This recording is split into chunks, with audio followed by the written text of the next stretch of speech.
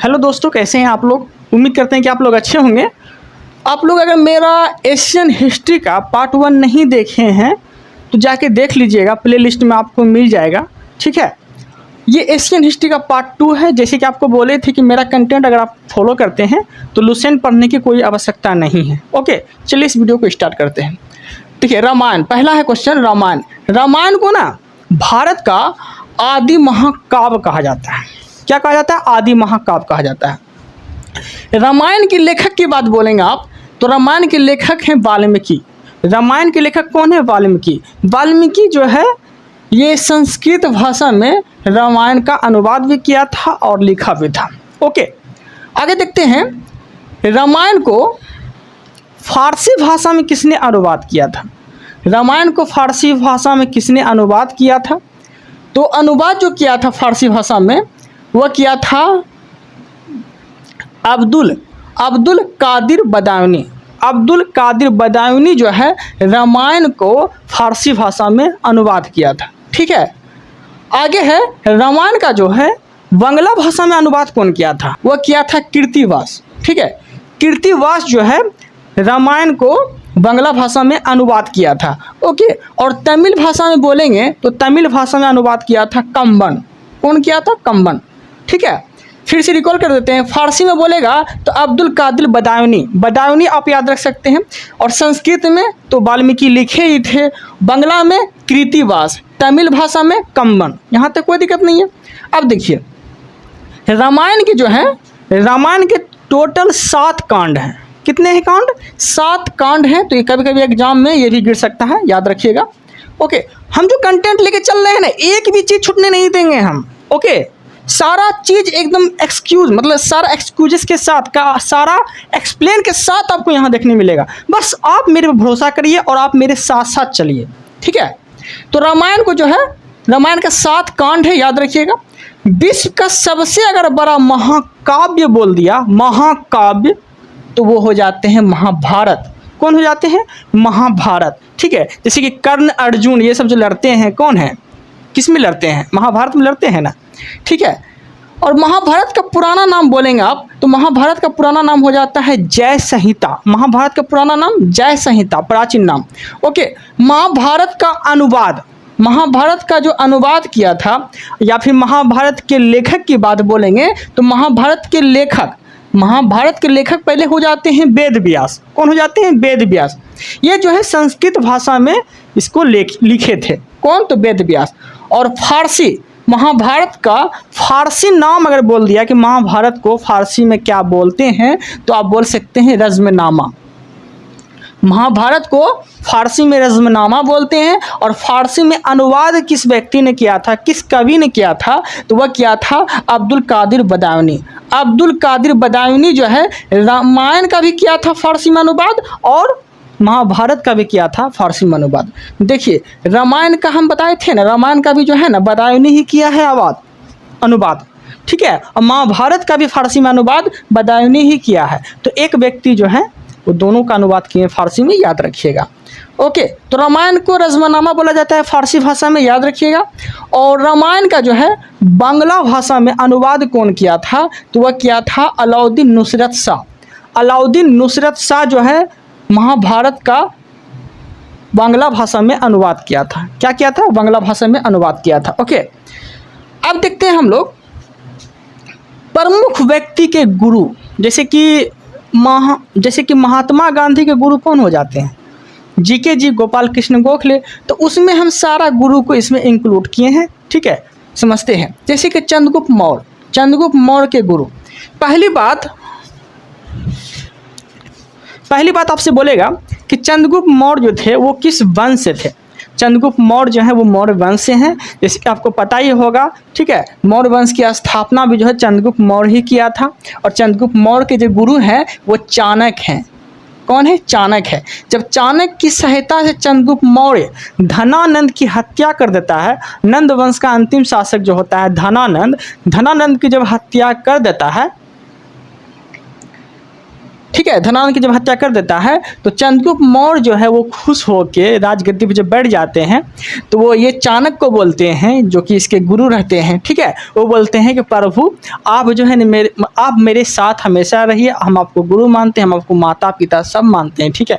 आप जो बोलेंगे पोस्ट ले लीजिए हमसे, आप ऐसा करिए, आप प्रधानमंत्री बन जाइए, आपके सलाह पे हम सारा काम करेंगे, बस आप मेरे गुरु बनिए, आपके चरणों में हम पड़े रहेंगे। ये चंद्रगुप्त मौर्य का कहना था, ठीक है। ऐसे ही चंद्रगुप्त महान सम्राट नहीं कहलाता है चंद्रगुप्त मौर्य। तो चाणक्य की सहायता से जो है, चाणक्य की सहायता से चंद्रगुप्त मौर्य जो है राजगद्दी पे बैठता है, ठीक है। और चाणक्य को ऐसा क्यों करते हैं, धनानंद की हत्या क्यों करवाते हैं?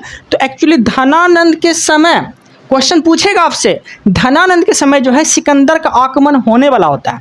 क्या होने वाला होता है? सिकंदर का आक्रमण होने वाला होता है, ठीक है। तो चाणक्य जो है उसी के दरबार में पहले रहा करते थे, धनानंद के दरबार में ही रहा करते थे। तो चाणक्य ने उसे समझाया धनानंद को कि देखिए आपके शासनकाल में, आपके राज में आक्रमण होने वाला है, सिकंदर आक्रमण करने वाला है। और धनानंद इतना ज़्यादा घमंड था, ठीक है, इसको चूटी पकड़ के, चाणक्य को चूटी पकड़ के बाहर कर दिया। तो चाणक्य जानते हैं जाते जाते क्या बोला कि एक गुरु के गोद में, ठीक है, विनाश और आबाद दोनों लिखा रहता है, ठीक है। तो वही जो है ना चाणक्य के गोद में, मतलब कि चाणक्य के शरण में आया था तो गोद ही बोल सकते हैं। चाणक्य के शरण में ये चंद्रगुप्त मौर्य था। चंद्रगुप्त मौर्य जानते क्या था? जैसे कि कोई पशु और नहीं चराते हैं, भैंस चराते हैं, गाय चराते हैं, तो वैसे ही में जो है ना ये चंद्रगुप्त मौर्य था। तो उसको एकदम बुलाए और उसको जो है नॉर्मल इंसान से लेके एकदम महान सम्राट बनाए। कौन? चाणक्य। तो इसलिए चाणक्य को बोला कि चंद्रगुप्त मौर्य आप मेरे गुरु बन जाइए, आपको हम प्राइम मिनिस्टर बना देते हैं, पीएम बना देते हैं। चंद्रगुप्त मौर्य के गुरु इसीलिए वो चाणक्य कहलाए। इस तरह से आप एक्सक्यूज कर सकते हैं। और सिकंदर के गुरु बोल दिया तो सिकंदर के गुरु जो है वो अरस्तु हो जाते हैं, ओके। और अरस्तु का गुरु बोल दिया तो प्लूटो है। अरस्तु के गुरु वो प्लूटो हैं, और प्लूटो के गुरु बोल दिया तो सुकरात है। अरस्तु के गुरु प्लूटो, प्लूटो के गुरु सुकरात हो जाते हैं, ओके। महात्मा गांधी और मोहम्मद अली जिन्ना, महात्मा गांधी और मोहम्मद अली जिन्ना दोनों के गुरु एक ही व्यक्ति हैं। वो व्यक्ति कौन है? वो गोपाल कृष्ण गोखले हैं। गोपाल कृष्ण गोखले हैं, ठीक है। महात्मा गांधी और मोहम्मद अली जिन्ना के गुरु गोपाल कृष्ण गोखले के अगर गुरु पूछ लिया आपसे तो हो जाते हैं रनाडे, एमजे रनाडे। एमजे रनाडे जो है गोपाल कृष्ण गोखले के गुरु होते हैं, ओके। और रनाडे जो है एक और व्यक्ति के गुरु होते हैं, वो आपको हम आगे बताएंगे, जो कि एहो हुम के गुरु होते हैं, ठीक है। वो हम आगे दिखा देंगे आपको, ठीक है, वहाँ लिखा होगा। अब देखते हैं आगे, देखिए उसके बाद जो है गोपाल कृष्ण गोखले कौन गुरु होते हैं? तो रनाडे होते हैं। कबीर दास के गुरु अगर आपसे पूछ लिया, कबीर दास के गुरु और रैदास के गुरु, तो कबीर दास और रैदास के दोनों गुरु जो हैं, दोनों के गुरु रामानंद होते हैं। दोनों के गुरु रामानंद होते हैं। कबीर दास रैदास के गुरु रामानंद। फिर से रिकॉल कर देते हैं। अरस्तु के गुरु प्लूटो, प्लूटो के गुरु सुकरात, महात्मा गांधी मोहम्मद अली जिन्ना के गुरु गोपाल कृष्ण गोखले, गोपाल कृष्ण गोखले के गुरु एमजे रनाडे, कबीर दास प्लस रैदास के गुरु रामानंद, ओके। अब जो है आगे देखते हैं। सूरदास के गुरु बोल दिया तो सूरदास के गुरु जो है वो बल्लवाचार्य हो जाते हैं। कौन हो जाते हैं? बल्लवाचार्य हो जाते हैं। और रामानंद का गुरु बोल दिया तो रामानंद के गुरु जो हैं राघवानंद हो जाते हैं। कौन हो जाते हैं? राघवानंद। राघवानंद किसके गुरु हैं? तो वो हैं रामानंद के गुरु, ओके। दयानंद सरस्वती के गुरु अगर पूछ लिया आपसे तो दयानंद सरस्वती का गुरु जो है वो बिरजानंद है। दयानंद सरस्वती के गुरु बिरजानंद हैं। ये लोग जो है ना ऐसे इतना महान पुरुष नहीं कहलाए, कहीं ना कहीं गुरु का हाथ होता है, ठीक है। गुरु तो गुरु जो है पिता से बढ़ के होता है, ये चीज़ याद रखिएगा, ठीक है। जो भी मुझे शिक्षा दे वो गुरु का आदर करना चाहिए, सम्मान करना चाहिए, इसीलिए जो है सबके गुरु हैं ये, ओके। तुलसीदास, तुलसीदास के गुरु अगर बोल दिया आपसे तो उस गुरु उसके कौन हो जाएंगे? बाबा नरहरि। तुलसीदास के गुरु बाबा नरहरि हैं, ओके। सुभाष चंद्र बोस, सुभाष चंद्र बोस के गुरु कौन है? वो हो जाते हैं चित्तरंजन दास। चित्तरंजन दास जो है सुभाष चंद्र बोस के गुरु हैं और आगे जाके जो है चित्तरंजन दास और मोतीलाल नेहरू जो है 1923 में एक संस्था की स्थापना करते हैं। ठीक है, याद रखिएगा, स्थापना किए थे। वो कुछ संस्था का क्या नाम था, मोतीलाल नेहरू और चित्तरंजन दास मिलके तो स्वराज पार्टी की स्थापना किए थे। वो हम मॉडर्न हिस्ट्री में आपको बता देंगे। ठीक है, एहो हुम के गुरु कौन हो जाते हैं, एमजे रनाटे। एहो हुम के गुरु एमजे रनाटे। ये क्वेश्चन आपको शायद रिसेंट में मिले ना मिले, हो सकता है मिल जाए, लेकिन एमजे रनाटे हैं। एहो हुम के गुरु एमजे रनाटे हैं। ओके, तो एमजे रनाटे और किसके गुरु हैं, एमजे रनाटे जो है और किसके गुरु हैं, तो ये चीज़ याद रखिएगा, गोपाल कृष्ण गोखले के गुरु हैं। ठीक है, एहो हुम और जीके जी दोनों के गुरु जो है एमजे रनाटे हैं, याद रखिएगा।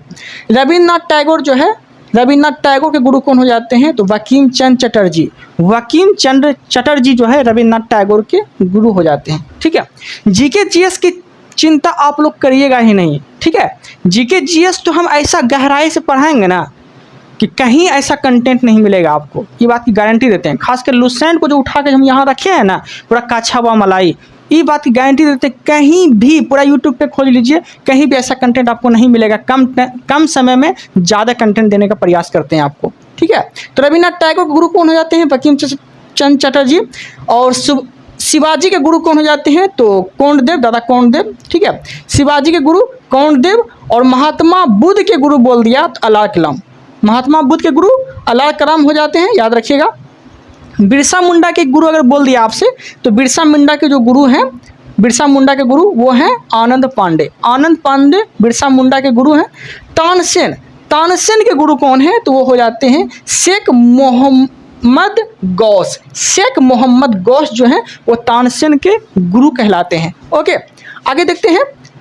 स्वामी विवेकानंद के गुरु बोल दिया आपसे, तो स्वामी विवेकानंद के गुरु जो हो जाते हैं वो हो जाते हैं रामकृष्ण परमहंस। रामकृष्ण परमहंस जो है स्वामी विवेकानंद के गुरु हो जाते हैं। ठीक है, रामकृष्ण परमहंस स्वामी विवेकानंद के गुरु होते हैं, याद रखिएगा। और स्वामी विवेकानंद के जन्म दिवस पर 12 जनवरी को युवा दिवस मनाते हैं, राष्ट्रीय युवा दिवस मनाते हैं, याद रखिएगा। किसके जन्म दिवस पे, तो 12 जनवरी को विवेकानंद के जन्म दिवस पे। ठीक है, अमीर खुसरो के गुरु कौन है, तो शेख निजामुद्दीन औलिया। शेख निजामुद्दीन औलिया जो है अमीर खुसरो के गुरु हैं। ओके, तो उम्मीद है कि आप लोगों को गुरु का सारा कंटेंट समझ में आ गया होगा, सारा कंसेप्ट समझ में आ गया होगा।